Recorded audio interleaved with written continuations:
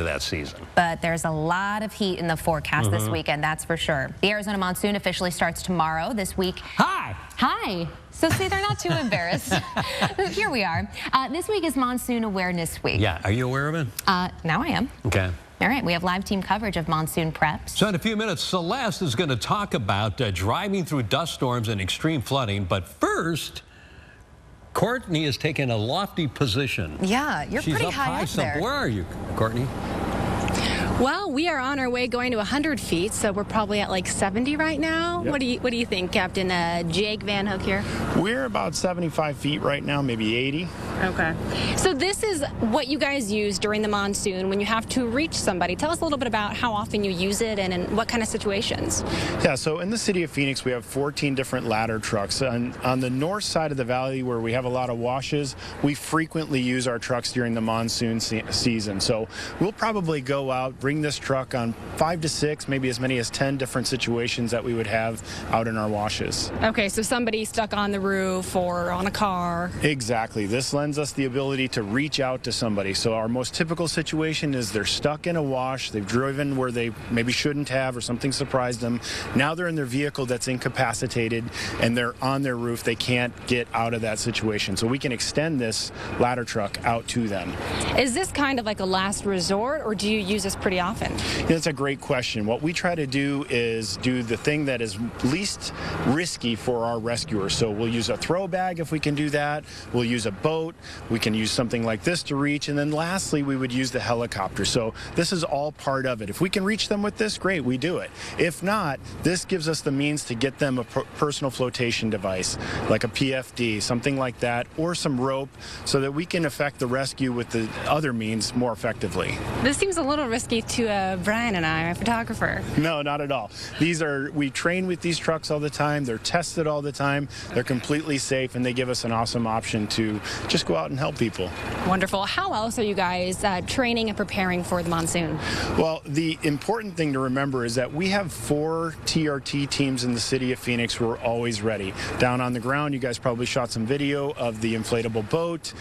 We looked at the equipment that they have there, all the specialized equipment, plus the specialized training. So it's really part of a whole team where we're constantly preparing ourselves for this season and other technical rescue type events. Any advice that you have for people who need to prepare? What's like the #1 thing that you would say people need to prepare for? Sure. So with the things that we would need to come and rescue you for, the biggest advice that we can give is preparedness through means of prevention, right? Don't drive into washes that are flooded. Don't get yourself in those situations where we have to come and do a rescue.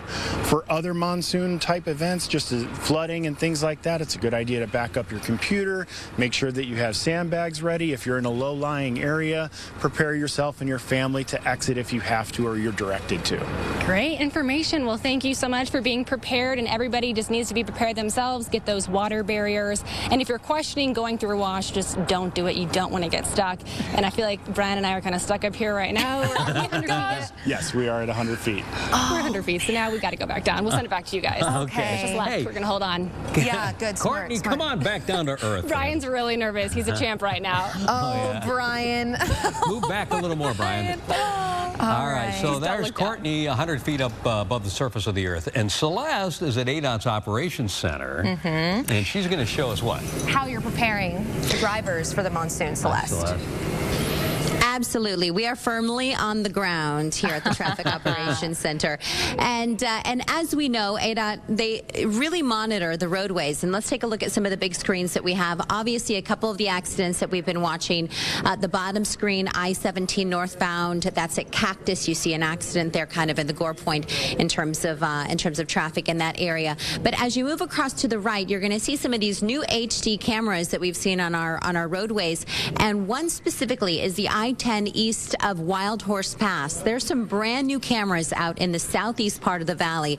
Doug Pacey with ADOT. Doug, these are brand new and just in the perfect time of year for us because as we know, come monsoon season, come the dust storms. Right. We have the cameras. You see the one at Wild Horse Pass. The one next to it is actually in Tucson looking north at Ina, or from Ina looking north in Tucson.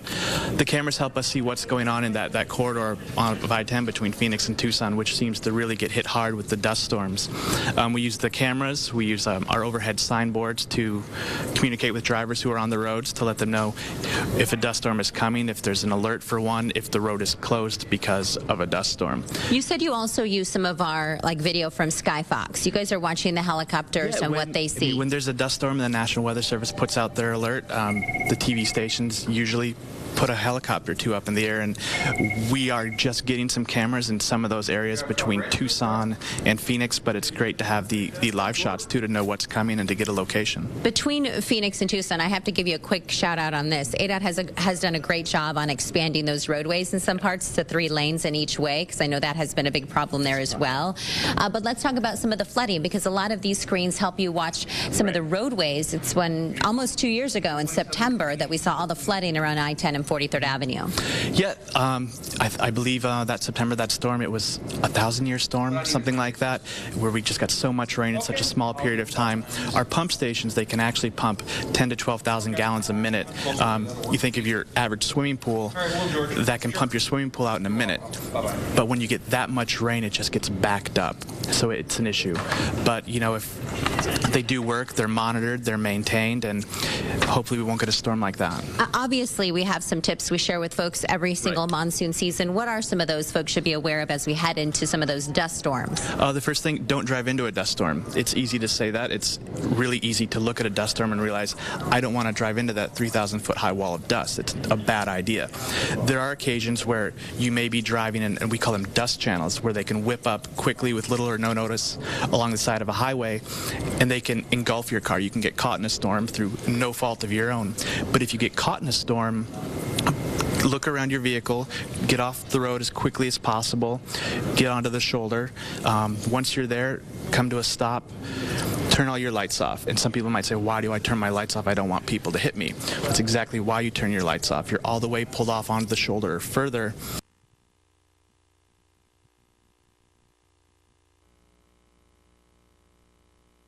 About all the accidents that we experience on our valley roadways, but also up in the high country as well as southern Arizona. So that's somewhere to keep your eyes on as well on their Twitter account, because anytime we see dust storms flooding like that on our streets here in the state of Arizona, they are on top of it, guys. We'll send it back to you. That's good to know. Great on Twitter. All right, Celeste. Thank you, Celeste. Important reminders there, that's for sure. All right, Corey is doing some gymnastics this morning. I think he's at General Dynamics. Something like that. Dynamics. Hey, Corey. Hey, Cor. Yeah, we're combining jet propulsion with athletic activities. We're at Arizona Dynamics. You want to get great at this sport? This is the place for you. Look at these girls. More coming up in just a moment.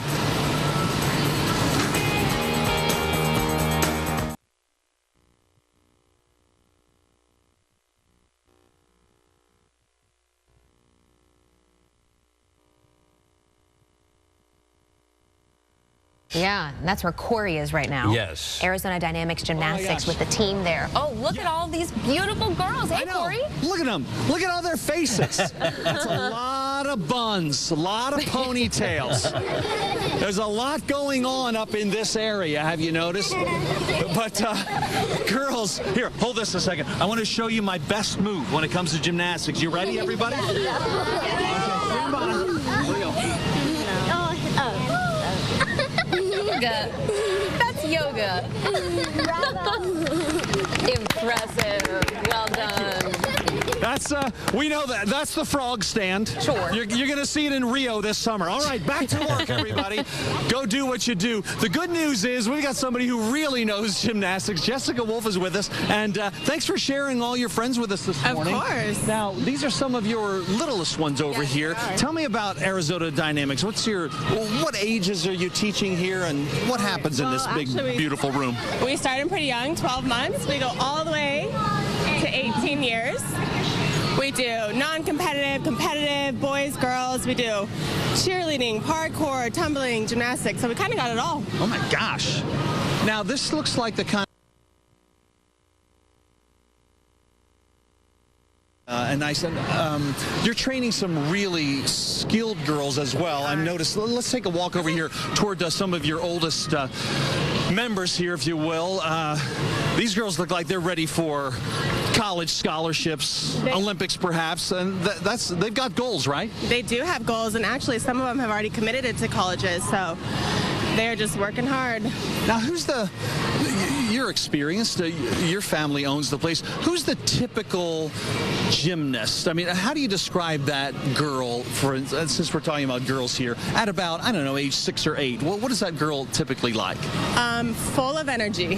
Oh, yes. Full of energy. You can't wear them out. They are dedicated, hardworking. They want to be here all the time, I guess. All the time. Yes. You know, in fact, they come, we have our younger ones over here that probably come 15 hours a week, and they still want to come back for more. Look at that perfect landing. Yeah. Oh, I love what they're up to, and it's going to be a big summer. I'm sure they're all going to be watching the games, right? Oh, yes. Yes, we live for that. Yeah. Well, give me a quick idea. We'll be back again with more in a few minutes, but how do people get in touch with you guys?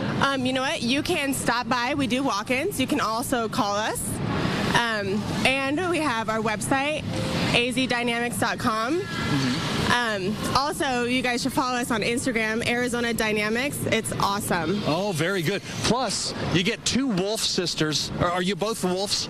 Not anymore. Not anymore. This is Michelle. Yes. Yeah. How's it been going as a sister? As a sister. How's she been doing? Oh, she's been doing great. Really? We work so great together as a family. Yeah. We fight sometimes, but I'd like to see that. It out. All right, we'll give you 30. Oh, there we go.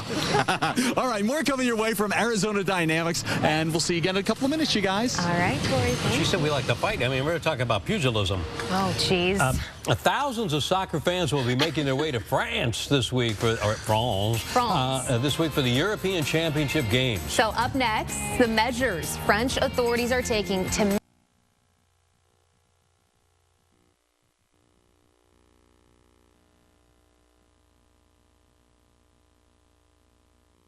at local nonprofits. To learn more, call 1-866-856.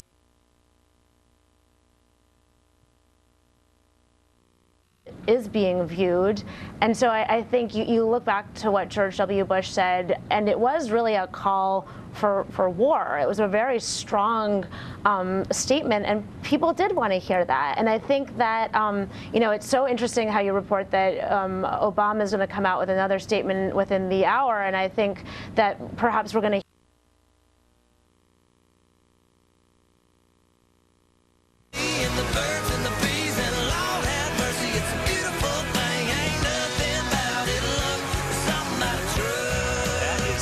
True, Olivia. There is just something about a truck.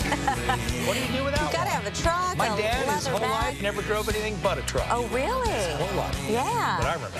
Right? That's a manly vehicle out there. Maybe you're going to get Dad a truck for Father's Day if you have that kind of big budget. Or we've got some great looks over there. We've got some good-looking men all dressed casually, but looking cool, and going to give us some Father's Day fashions as well. More like they're going to head to the golf course. Yeah. Maybe they'll drive their truck to the course, throw the clubs in the back. Something That's what's for great everyone, about a truck. right? Except for this weekend, maybe they want to stay inside and watch golf on television. I was going to say, make sure your truck has some good air conditioning. Right. For sure. Yeah, we're all going to be cranking that AC, whether it's in your vehicle or at your home this weekend. We've got what could be a historic heat wave coming our way. A couple more days until it gets here. So here's a look outside for your Tuesday morning, where